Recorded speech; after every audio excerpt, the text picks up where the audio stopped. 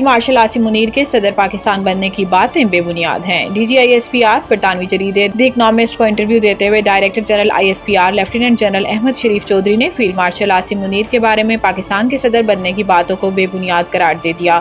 پاکستان کی جانب سے بھارتی فوجی کارروائی پر رد عمل سے متعلق سوال پر DGISPR کا کہنا تھا کہ ہم اس بار بھارت کے مشرق سے آغاز کر دیں گے۔ آغاز بھارت کے اندر گہرائی سے حملہ کرنے سے ہوگا۔ لیفٹیننٹ جنرل احمد شریف چودھری کا کہنا تھا کہ بھارت کو سمجھنے کی ضرورت ہے کہ وہ بھی ہر جگہ مارے جا سکتے ہیں۔ خیال رہے کہ کچھ عرصہ قبل وزیر داخلہ محسن نقوی نے سوشل میڈیا پر ایک بیان میں کہا تھا کہ صدر، وزیر اعظم اور آرمی چیف کو نشانہ بنانے والی مہم کو پیچھے کون ہے ہم جانتے ہیں، یہ بھی جانتے ہیں ایسا کیوں کیا جا رہا ہے اور اس کا فائدہ کسے پہنچے گا۔ انہوں نے کہا کہ نہ تو صدر کے استعفے کی کوئی بات ہوئی اور نہ ہی ایسی کوئی سوچ موجود ہے، نہ ہی ایسی کوئی بات ہے کہ آرمی چیف صدارت کا منصب سنبھالنے کے خواہش مند ہیں۔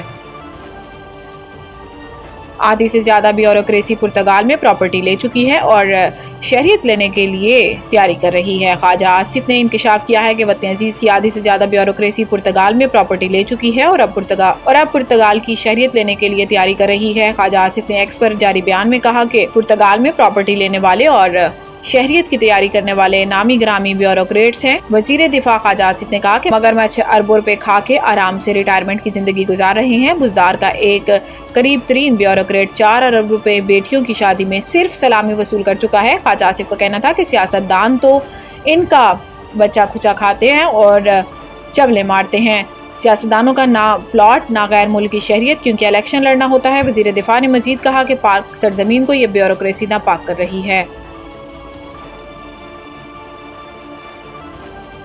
کرک میں فتنۃ الہندوستان کے دہشت گردوں کا حملہ، 3 FC اہلکار اور ڈرائیور شہید۔ رپورٹ کے مطابق کرک کے علاقے امان کوٹ توے میں تھانہ گرگری کی حدود میں فتنۃ الہندوستان کے دہشت گردوں نے FC اہلکاروں کی گاڑی پر فائرنگ کی۔ FC اہلکار فیلڈ سیکیورٹی کی ڈیوٹی پر مامور تھے اور گاڑی میں سوار ہو کر روانہ تھے کہ پہاڑ کی چوٹی پر پہلے سے گھات لگائے مسلح افراد نے اچانک حملہ کر دیا۔ شدید فائرنگ کے نتیجے میں 4 اہلکار موقع پر ہی شہید ہو گئے۔ واقعے کے فوراً بعد سیکیورٹی فورسز اور پولیس نے علاقے کو گھیرے میں لے لیا اور حملہ آوروں کی تلاش کے لیے پہاڑی علاقوں میں سرچ آپریشن جاری ہے۔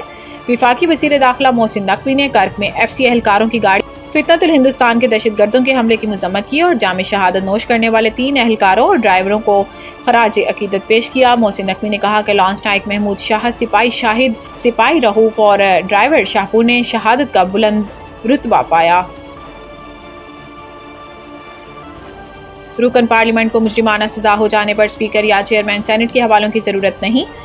ECP ذرائع رائے الیکشن کمیشن کے مطابق انسداد دہشت گردی عدالت کی جانب سے جن اراکین کو سزا سنائی گئی انہیں آرٹیکل 63(1) کے تحت نااہل قرار دے دیا گیا۔ ذرائع الیکشن کمیشن کا کہنا ہے کہ اگر کسی رکن سینٹ یا اسمبلی کو مجرمانہ سزا ہو جائے تو اسپیکر اسمبلی یا چیئرمین سینٹ سے کسی رسمی توثیق یا حوالہ جات کی ضرورت نہیں رہتی۔ آرٹیکل 63(1) کی شق G اور H کے اطلاق کی صورت میں الیکشن کمیشن کے لیے مجرم رکن کی نااہلی ایک ناگزیر قانونی امر بن جاتا ہے۔ آرٹیکل 63(1) ECP میں بیان کردہ نااہلیوں کو 2 زمروں میں تقسیم کیا جا سکتا ہے۔ پہلی قسم کے زمرے میں آنے والی نااہلیوں میں اس بات کا تعین کرنے کی ضرورت ہو سکتی ہے کہ آیا کسی رکن کی نااہلی کا سوال پیدا ہوا ہے یا نہیں، جس کے لیے اسپیکر یا چیئرمین سینٹ کی رضامندی کی ضرورت ہوگی۔ دوسرے زمرے میں آنے والے کیسز کے لیے اسپیکر، چیئرمین سینٹ یا ECP کے کسی تعین کی ضرورت نہیں رہتی۔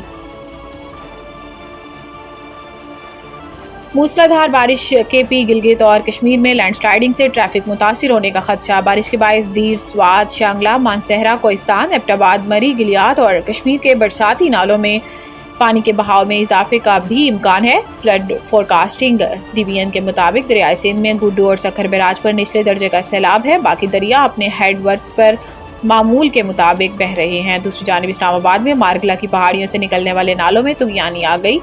چک، شہزاد اور پارک روڈ سے گزرنے والے برساتی نالوں میں شدید طغیانی ہے، جس کے باعث ان علاقوں میں کئی فٹ پانی جمع ہے، جبکہ 6 سے 7 نجی ہاؤسنگ سوسائٹیز متاثر ہونے کا خدشہ ہے۔